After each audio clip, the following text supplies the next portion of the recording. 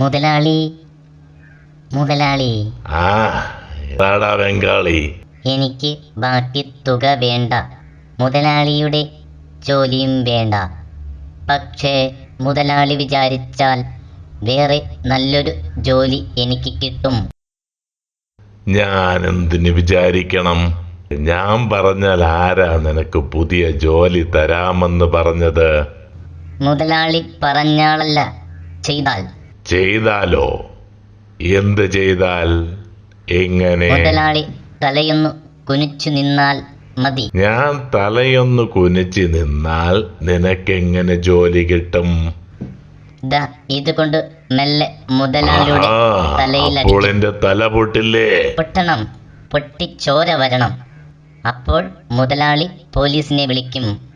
Police വരുമ്പോൾ അവരോട് ഞാൻ വീട്ടിൽ അനുവാദമില്ലാതെ കയറിയെന്നും മുതലാളിയെ കൊല്ലുവാൻ ശ്രമിച്ചെന്നും പറയണം. അത്രയും മുതലാളി ചെയ്താൽ എനിക്ക് ദിവസം അയ്യോ. 620 രൂപ ശമ്പളത്തിൽ ജോലി ജയിലിൽ കിട്ടും മുതലാളി.